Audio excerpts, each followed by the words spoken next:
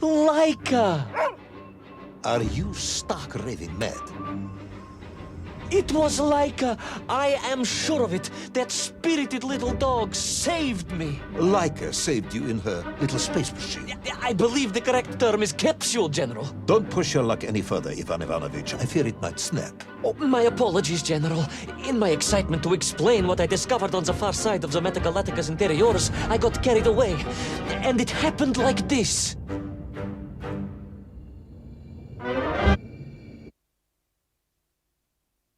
Rocky Moon. It's the center of the Earth. The source of all creation, General. A place where time flowed like rivers, and boulders of raw matter rained like comets upon the cratered rock. Another miraculous escape from death. Another happy accident. It was no accident, General. Laika took me there entirely deliberately. I'm sure of that. She continues to be a heroine and a savior and protector of our great nation.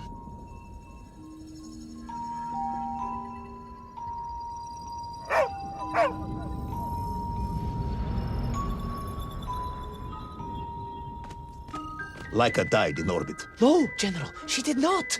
She's very much alive and happy, and currently living several miles below our feet. Laika is dead, Ivan. She most certainly is not, General. This is the real world, Tavarish. A world where you did not go to the center of the Earth, and Laika died in orbit. In my world, General, Laika is still alive.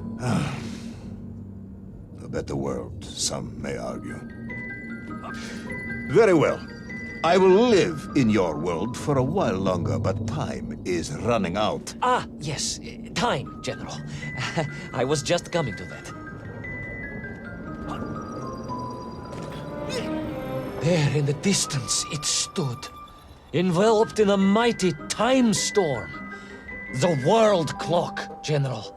The beating heart of all history.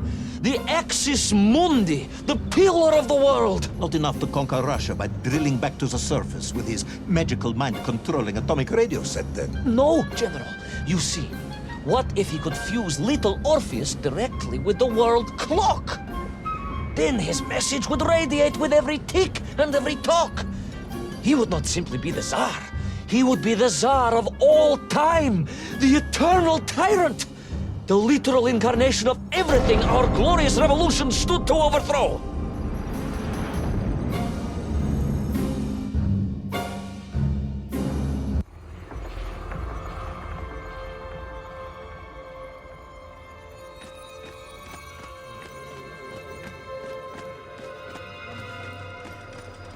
Sonikiv! Uncanny, General.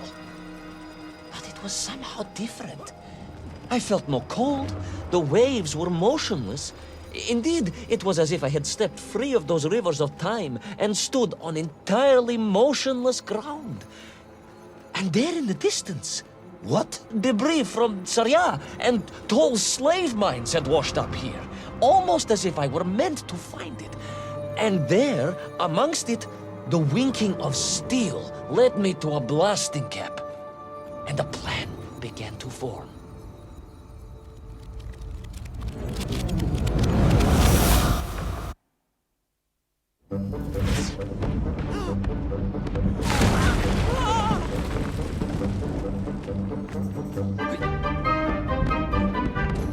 The terrain was ferocious. Explosive eruptions of fire and heat. Thunderous emissions and lethal gases. Much like your cousin Pavel, perhaps, as a result of consuming all of those stolen eggs. Aha! General, you have been listening after all!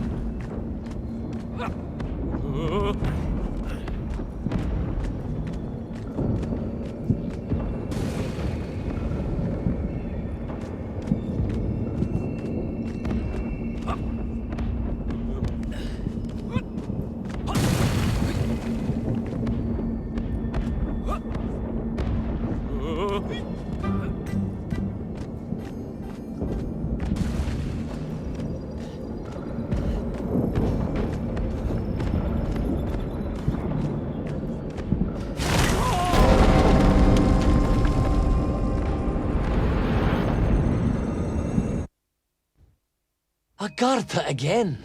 But why? You are stalling, comrade. The clock is ticking. Tick-tock, tick-tock. Of course. In a flash of inspiration, I understood. It was all wrong, you see, General. That we can agree on. We should never have gone to the center, because without Little Orpheus, Toll could not have become the tyrant he had. The rocket drill was his means to reach the world clock, but it was Little Orpheus that enabled him. And the time itself, the world clock itself, was determined to make matters right. With a little help from you, of course. Merely a simple pawn in a game played upon a cosmic scale, General. But a pawn who understood that he was being given a second chance to grab a chunk of the explosive resin that wondrous city was built upon.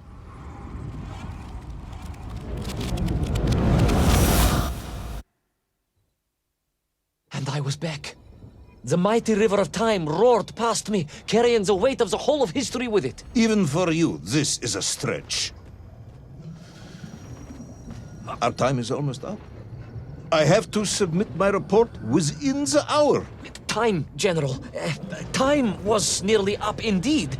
That ancient and magical river that carried me along was surely moving inevitably towards some kind of end.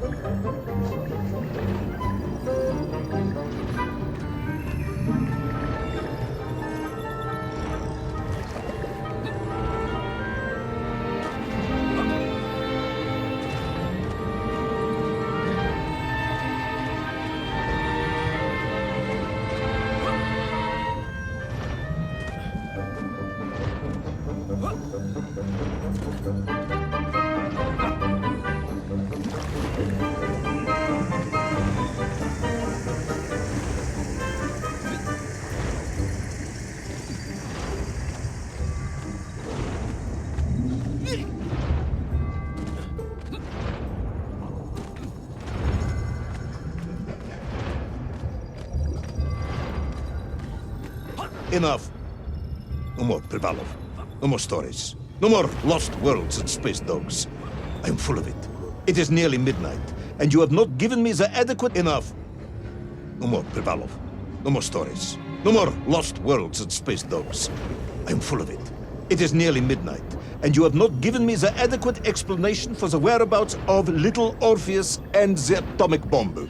But, General, I am about to tell you what happened when I finally caught up with the villain Toll. I do not care, Tavarish. I simply do not care. You have worn me down, and it is time to call a halt to this. I bear you no malice, comrade. In many ways, I admire you, but time is running out. Yes, General, yes. Time. Time. Because it was time itself that suddenly appeared to be on my side.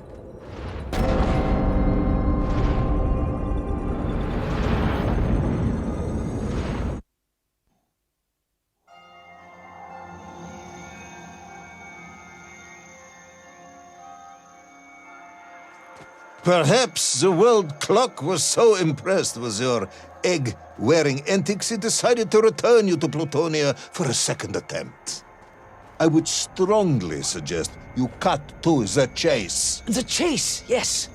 The pursuit of Toll and Little Orpheus. I stood there with the resin fragment in one hand and the blasting cap in the other, and then, just like that, a clock began to ring. The world clock? No, General, an alarm clock. My Slava alarm clock, in fact, given to me by Auntie Marsha. The one who married the beef investigator. The very same. And the moment I saw that clock, I knew what I had to do.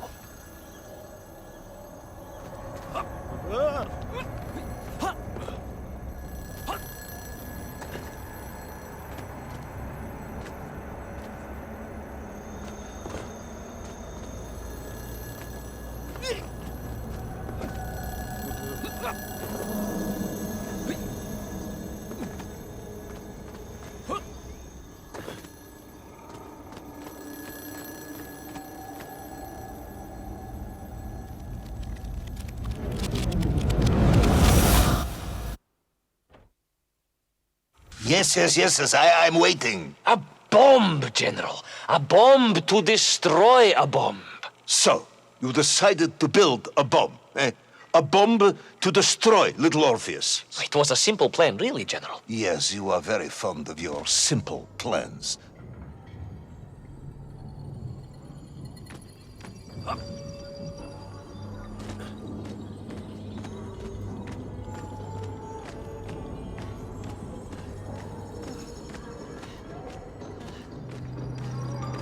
It was the last time I was to see those poor enslaved men on my journey.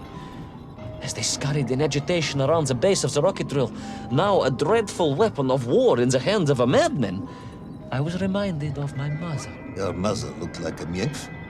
That is extremely disrespectful, comrade. No, I meant I was raised by my mother from an early age, of course.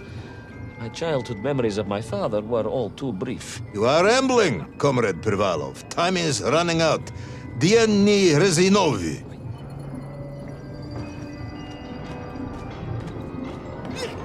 Time will run out for us all, General, will it not? And it ran out for my father on the shores of Volga. Your father fought at Stalingrad? He did, General. So did I. Well, so you see, General. Perhaps we are just the same, you and I. Perhaps we are all just Menkf in the end.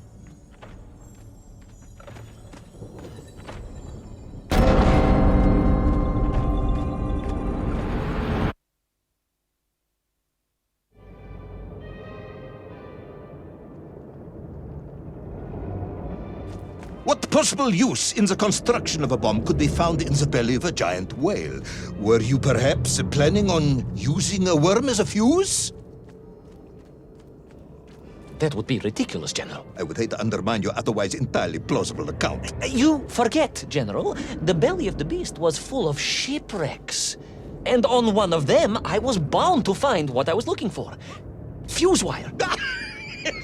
Comrade, yes, you'd forgotten all about the fuse until I reminded you, hadn't you? General, your cynicism is unbecoming to a man of your rank and stature.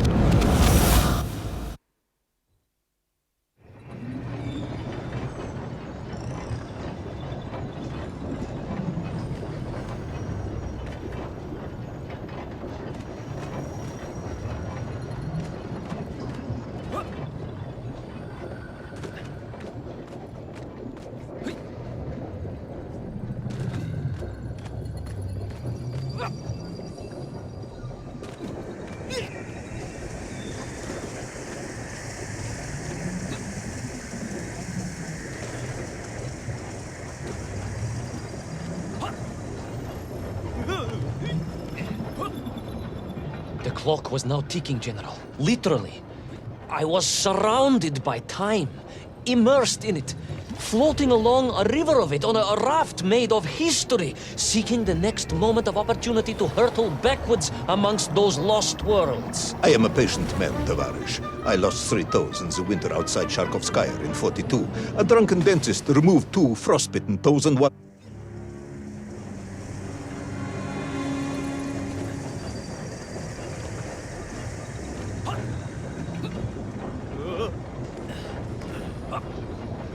The clock was now ticking, General. Literally. I was surrounded by time, immersed in it, floating along a river of it on a raft made of history, seeking the next moment of opportunity to hurtle backwards amongst those lost worlds. I am a patient man, Tavarish. I lost 3 toes in the winter outside Sharkovskaya in 42. A drunken dentist removed 2 frostbitten toes and 1 perfectly healthy one. You may therefore consider me a man blessed with an uncommon level of endurance for discomfort. I hate visiting the dentist. My uncle Vanya was a dentist, and he was a deeply strange man.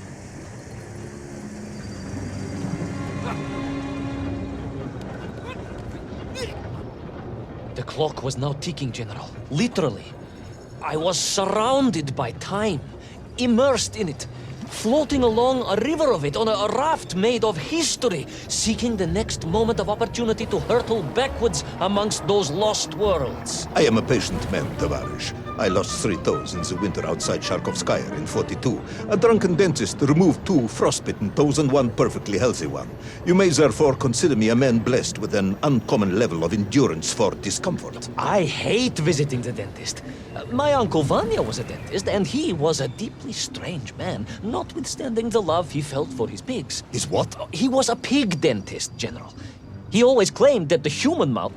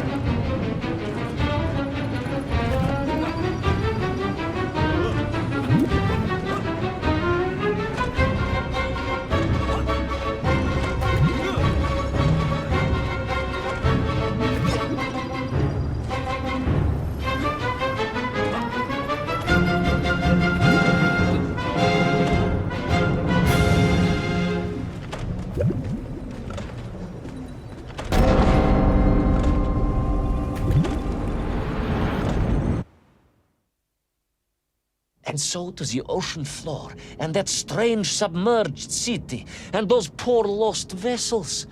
To find a shell case to hold all of my scavenged ingredients, the last piece I needed to construct my bomb. Ah, yes, I have been waiting for this. General? Time, Ivan Ivanovich. Whilst you have rambled on and on about it, I have simply bided mine. I am a patient man, as I have said. Yes, I don't feel I paid enough attention to the story about your toes.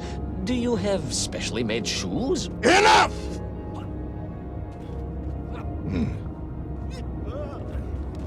Now I have your full attention. Indulge me, Tavarish. Explain to me how you made this bomb. General? Your bomb, comrade, that you so brilliantly constructed to destroy Little Orpheus. Tell me how you made it.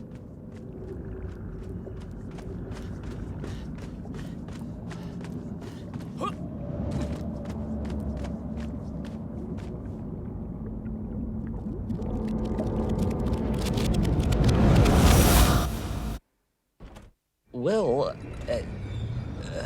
In detail. The type of detail that should present no problem to a man who is actually capable of building a bomb, which I suspect would be an entirely different man to one who cheated on his entrance exams for the cosmonaut program.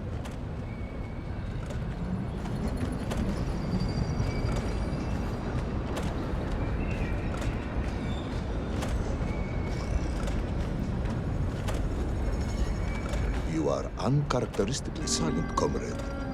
Cat, got your tongue? if I may, General, perhaps just a minute or two to gather my thoughts? There are precious few minutes left. We have reached our conclusion, I think.